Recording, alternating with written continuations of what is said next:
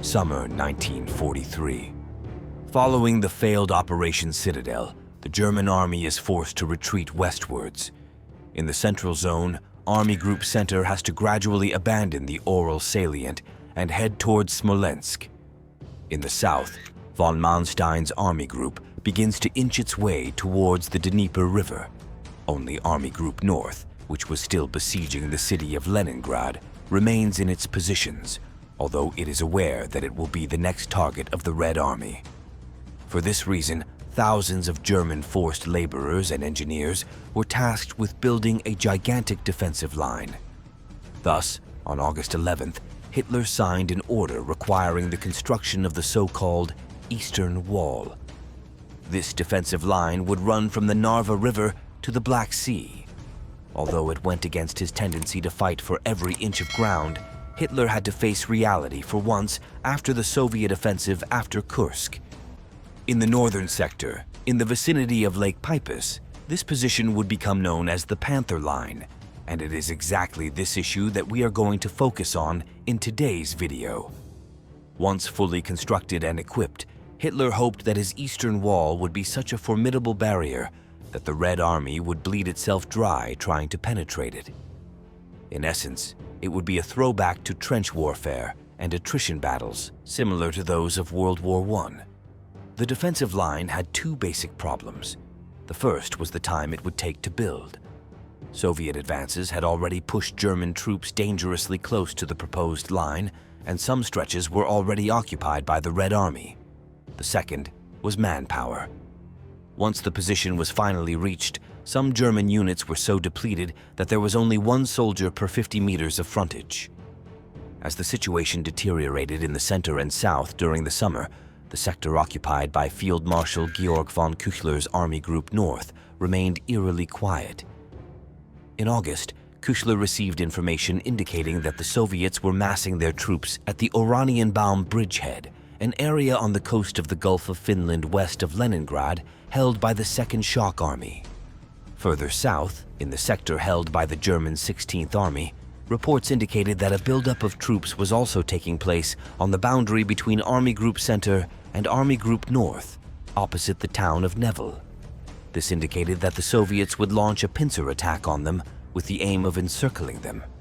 Küchler responded to the potential threats by withdrawing 5 divisions from the line to form a reserve ready to counter any Soviet attack.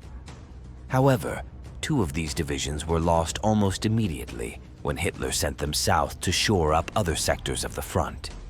Army Group North had 2 armies, with the 18th Army stationed near Leningrad and the 16th Army south of Lake Ilmen. In total, they numbered just under 500,000 men and only 140 tanks, many of them belonging to Otto Carius's famous 502nd Heavy Panzer Battalion. Facing them were the Volchev Front and the 1st and 2nd Baltic Fronts, which totaled just over 1 million men and some 600 tanks. The first Soviet unit to attack was the 3rd Shock Army, and it did so on October 6th against the southern flank of Army Group North. The German units in the vicinity of the town of Nevel, being field divisions of the Luftwaffe, disintegrated almost instantly. All Küchler could do was send the 3 divisions he had in reserve further north, but they took a long time to arrive, and by the time they did, the Soviets had opened a 24-kilometer gap. Of the 3 divisions, only one of them was finally able to reach the area because the other 2 suffered sabotage from the partisans, who managed to hold them back. Fortunately for the Germans, the Soviets decided to stop their advance and adopted defensive positions. Their initial success was so great that they themselves were surprised and thought that the Germans were planning to attack their flanks. In other words, they did not expect the Germans to be so weak. During November, the Soviets continued to advance in this sector and gained more ground. Hitler ordered Küchler to counterattack to eliminate the salient, but all German attacks failed.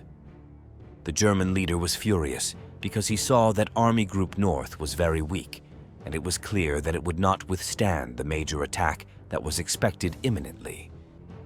In any case, the fighting for the Nevel Salient, which took place during the last months of 1943, only served to weaken Army Group North, which had to continually send reinforcements to this sector.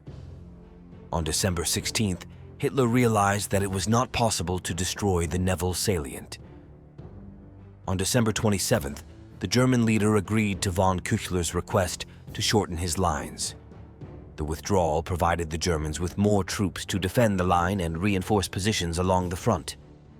It should be noted that Army Group North was the only army group that had not yet retreated to the Panther Line of the Eastern Wall. Since September, a force of some 50,000 civilians and engineers has worked on the Northern Line, building some 6,000 bunkers and laying 200 kilometers of barbed wire. Another 40 kilometers of trenches and anti-tank ditches were also dug. The withdrawal plan for Army Group North began in September. It was planned that the German army, along with the millions of civilians living in the area to be abandoned, would gradually withdraw to the new defensive line. The first units were expected to begin withdrawing in January. However, Hitler ruled that no one was to move until the Soviets attacked. At the end of the month, the 18th Army lost one of its best divisions, the 1st Infantry Division, which was sent south to reinforce the front.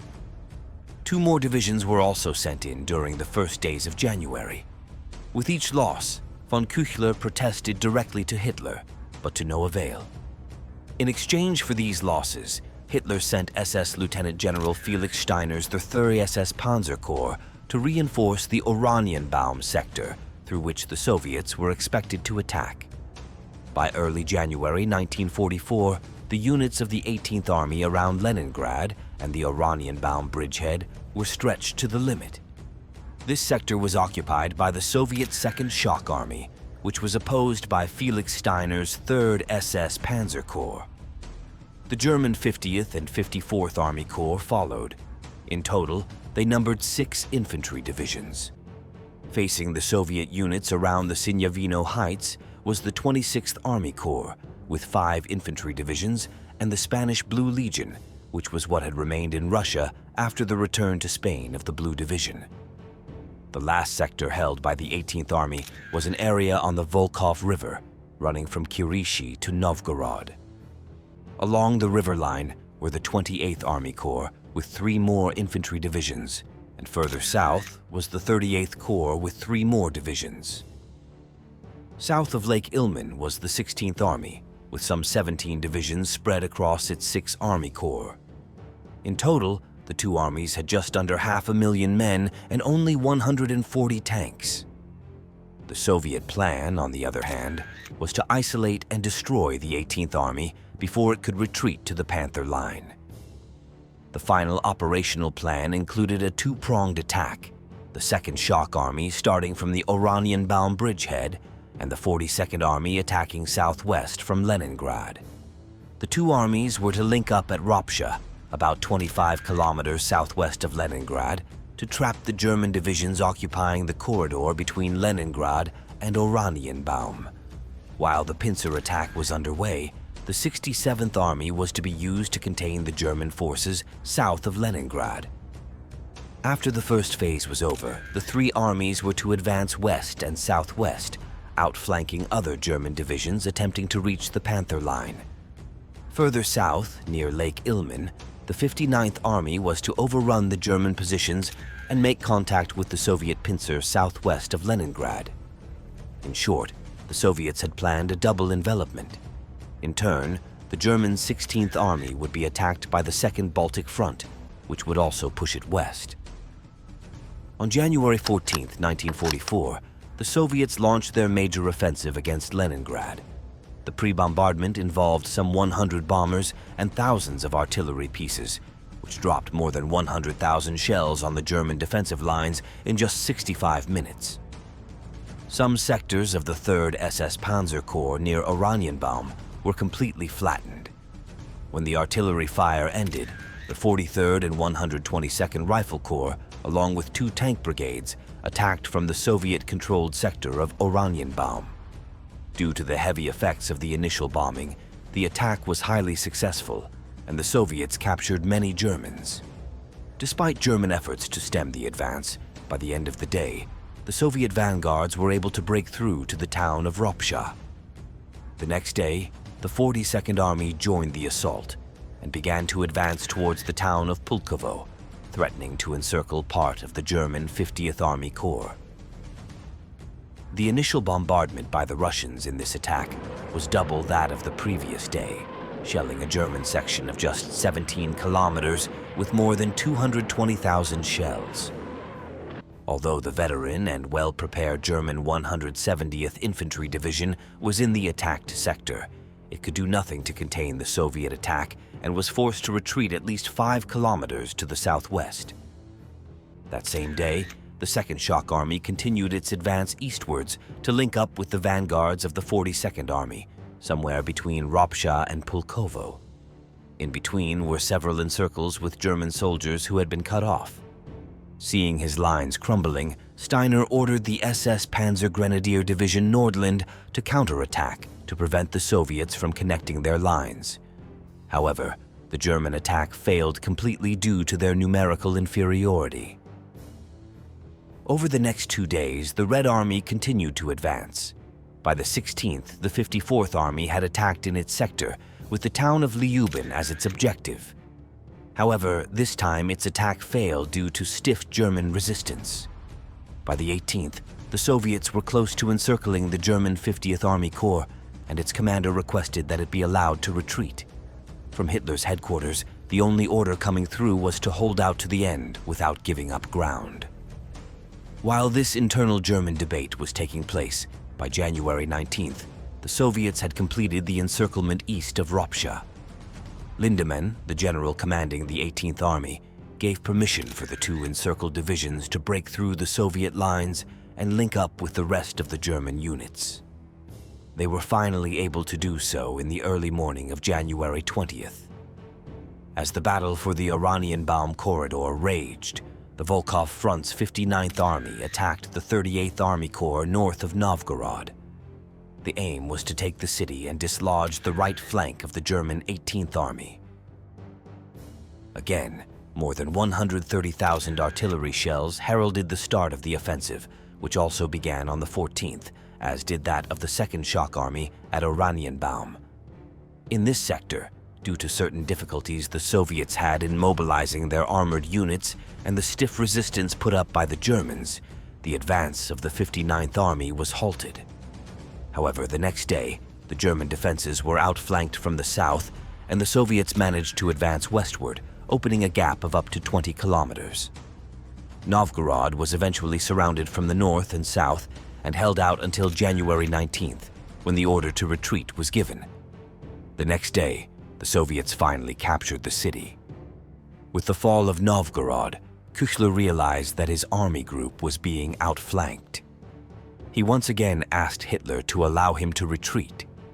After engaging in an argument over how far the troops would retreat, Hitler reluctantly gave permission to retreat to the so-called Rollbahn line, which was one of the secondary defensive positions that had been built earlier. The resulting shortening of the line meant that 3 divisions could now be used as a reserve. On the other hand, the Second Baltic Front, operating south of Meretskov, was also causing problems for the 16th Army, but its first attacks had little success. With no time to rest, both the Soviet 42nd Army and the 54th and 59th were ordered to continue attacking in a westerly direction. The attacks were supported by partisan units, which totally disrupted the 18th Army's supply and internal communication lines. During the month of January, the partisans destroyed several sections of railway, blew up more than 300 bridges, and derailed 133 trains. The attacks were devastating to German morale. By the 21st, with the Germans unable to stop the Soviet advance, the Russians continued to advance towards Lake Peipus. Once again, Küchler flew to Hitler's headquarters to demand that he be allowed to retreat to the Panther Line. "I'm against all retreats," Hitler replied. He said he wanted the Soviets to bleed and suffer as many casualties as possible before descending on the Panther Line. Küchler argued unsuccessfully that when the army group was finally allowed to retreat to the line, it might not have enough troops to defend it. By the 23rd of January, the Soviets continued to advance towards the town of Gachina, where they clashed with the 502nd Heavy Panzer Battalion. Faced with this difficulty, the Soviets began to send more and more reinforcements to the sector until they finally overcame the Germans. In addition, another Russian attack launched from the southeast threatened to encircle the Germans, who were holding out near Gatchina. In the following days, the Soviet advance proceeded at a steady, if slow, pace. The railway line between Gatchina and Kingisepp was cut on the 27th. At a further meeting between Hitler and Küchler that same day, the German commander told him that he had already lost 40,000 men and that the only thing to do was to retreat. Unbeknownst to Hitler, Küchler had already ordered the retreat. Once the German leader found out, he sent Walter Model to replace Küchler, who became the new commander of Army Group North. It was now up to his favorite general to stop the collapse of the Northern Eastern Front. However, the situation was so critical that even Model could not help it. In the Steiner sector, the remnants of his shattered divisions fell back towards Narva and Kingisepp under heavy Soviet pressure. By late January, the survivors of the 3rd SS Panzer Corps on Army Group North's left flank were mostly across the Narva River.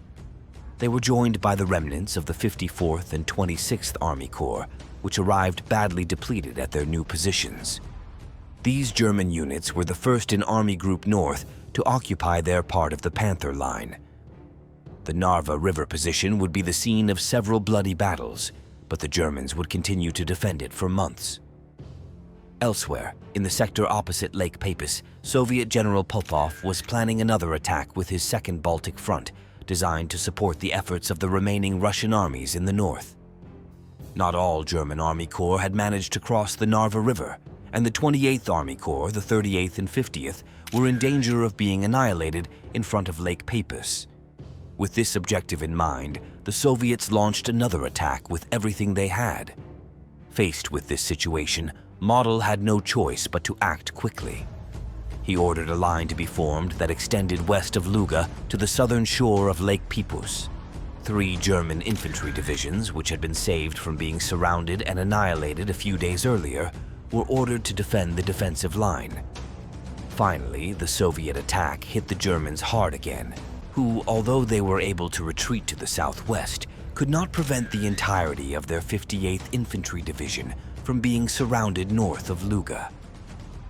On February 11th, Model met with his generals, and they came to the conclusion that they had to definitively withdraw to the Panther Line in order to shorten the front line as much as possible. Hitler, for his part, feared that a Russian incursion into the Baltic states would cause Finland to ask for peace. Even Berlin could not ignore the dire situation developing in Army Group North. Hitler finally understood that the Army Group could not continue to wage the war of attrition that he hoped would stop the Russians. Luga had already been abandoned by February 12th, and other important towns and cities were on the verge of falling. Finally, he had no choice but to allow a general retreat to the Panther Line.